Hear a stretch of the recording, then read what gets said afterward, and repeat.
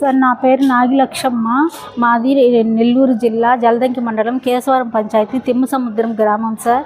మా తాతగారికి 4 ఎకరాల 32 సెంట్లు ప్రభుత్వం గారు పట్టాకి ఇచ్చారు సార్. తర్వాత మా తాతయ్య మా నానమ్మ చనిపోయిన తర్వాత మా తాతయ్య వాళ్ళకి ఇద్దరు సార్, మా నాన్న మా పెదనాన్న. మేమిద్దరం చేరు 2 ఎకరాల 16 సెంట్లు చేసుకుంటున్నాం సార్. మా పేరు మీద అడంగులుగా ఎక్కున్నాయి సార్. రీసర్వేలో అవి మా పెద్దనాన్న పేరు మీదేమో ఎక్కింది సార్. మాదేమో గవర్నమెంట్ ల్యాండ్ అని పడింది సార్. మేము తర్వాత కంప్లైంట్ ఇచ్చాం సార్ జలదంకి పోలీస్ స్టేషన్లో. వారు ఎంఆర్ఓకి రాశారు సార్ ఇన్వెస్టిగేషన్ చేయమని. వాళ్ళు ఇన్వెస్టిగేషన్ చెప్పి అవును నాగి వెంకటేశ్వర్లుదే అని చెప్పారు సార్, అని తేల్చి లిఖితపూర్వకంగా రాసి ఇచ్చారు సార్. తర్వాత మేము ఇవన్నీ తీసుకొని హైకోర్టుకు ఆశ్రయించడం జరిగింది సార్. హైకోర్టు వారు దాన్ని పరిశీలించి స్టేటస్ కో ఇచ్చినారు సార్. అయితే మామూలుగా తుది నిర్ణయం మాత్రం ఇంకా చెప్పలేదు సార్. అయితే మా ఊరికి చెందిన మా గ్రామానికి చెందిన కాసు మహేశ్వరరావు అనే వ్యక్తి మేము మా 2 ఎకరాల 16 సెంట్లో జామాల చెట్లు వేసుకున్నాం సార్.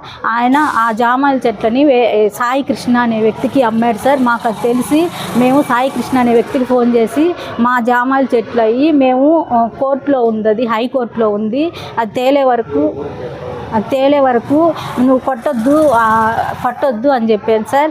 తర్వాత మళ్ళీ ఊర్లో వాళ్ళు అమ్మేశారంట అని తెలిసిన తర్వాత సోమవారము మా నాన్న తీసుకొని అన్నీ తీసుకొని మా దగ్గర ఉన్నవన్నీ తీసుకొని కలెక్టరు మరియు ఎస్పీ గారి కార్యాలయానికి వెళ్ళడం జరిగింది సార్. ఎస్పీ గారు ఏమో లేరంట, ఇచ్చి వచ్చారు. కలెక్టర్ గారికి చెప్పాను సార్. కలెక్టర్ గారు ఇమ్మీడియట్గా మొత్తం చదివి అన్నీ పరిశీలించి ఎంఆర్ఓ గారికి ఫోన్ చేసి అవి ఆపండి, కొట్టడానికి లేదు, హైకోర్టులో ఉంది, కొట్టబాకండి అని చెప్పారు సార్. ఆయనను ఈరోజు ఉదయము మా గ్రామానికి చెందిన కాసు మహేశ్వరరావు, తిమ్మసముద్రం గ్రామం చెందిన మా గ్రామానికే చెందిన తిమ్మసముద్రం గ్రామానికి చెందిన కాసు మహేశ్వరరావు వాళ్ళ ఇంట్లో వాళ్ళు కలిసి అమ్మిన అబ్బాయి, కొన్న అబ్బాయి మరియు మేస్త్రీలు మరియు మేకల శ్రీనివాసులు మరియు కంచెర్ల వినోదు మరియు దివి లోకేష్ మరియు అమావాస్య కోటేశ్వరరావు మరియు జామాయిలు కొట్టడానికి మాల్యాద్రి బృందం అని వారు వచ్చి కొడుతుండగా మేమందరం అడ్డుపడినాం సార్. అడ్డుపడితే మమ్మల్ని కొట్టి కొన్ని జామాయిలు కొట్టారు సార్. మేము అయినాను వెళ్లకుండా అక్కడే ఉండి వాదోపవాదాలు జరిగాయి సార్. అయితే మమ్మల్ని అందరినీ బాగా కొట్టారు సార్.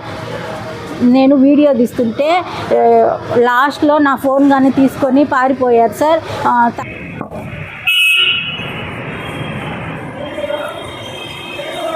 నా పేరు మండవ వెంకటరావు.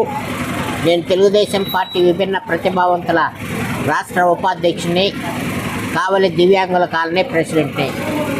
ముఖ్యంగా ఈరోజు ఒక దురదృష్టకరమైన సంఘటన. ఒక దివ్యాంగుడైనటువంటి వెంకటేశ్వర్లు తిమ్మసముద్రం గ్రామము, ఇతని చేలో చెట్లు ఉంటే ఆ చెట్లు నరికేయటానికి వేరే వాళ్ళు పోయి వీళ్ళు ప్రతిఘటిస్తే అది కోర్టులో కూడా కేసు ఉన్నది. నిన్న కలెక్టర్ గారిని సంప్రదిస్తే కలెక్టర్ గారు ఎంఆర్ఓ గారు చెప్తున్నారు.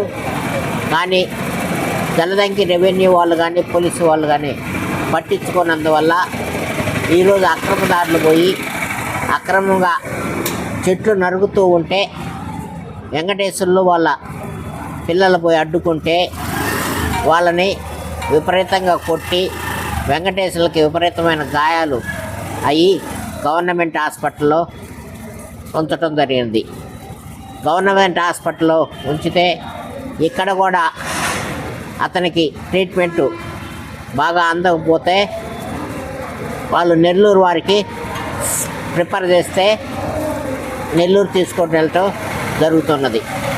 కానీ కౌంటర్గా కూడా వీళ్ళని కొట్టిన వాళ్ళే కౌంటర్గా వచ్చి వాళ్ళ పలుకుబడితోటి బెదిరిస్తూ ఇక్కడ అధికారులని, పోలీసు వాళ్ళని బెదిరిస్తూ, డాక్టర్లని బెదిరిస్తున్న మా కేసులు కూడా బుక్ చేయండి అని బెదిరిస్తూ ఇక్కడ బలవంతంగా వాళ్ళ చేత కేసులు రాపించటం ఇలాంటివి జరుగుతుంది.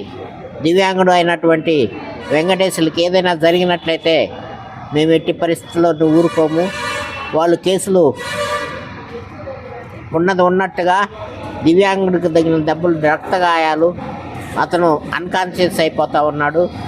అతని వెంటనే మంచి ట్రీట్మెంట్ ఇచ్చి మెరుగైన ట్రీట్మెంట్కి పంపించవలసిందిగా, కేసు బాగా రాయవలసిందిగా మేము డాక్టర్ని ప్రార్థిస్తున్నాం.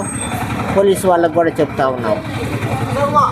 ఇలాంటి ఘోరమైనటువంటి ఇక ఎప్పుడైనా జరిగితే ఆ వెంకటేశ్వర్లకి న్యాయం జరగకపోతే మేము తగిన విధంగా ధర్నాలు రూపంలో మేము నిరసన తెలియజేయడం జరుగుతుందని తెలుపుతూ ఉన్నాము.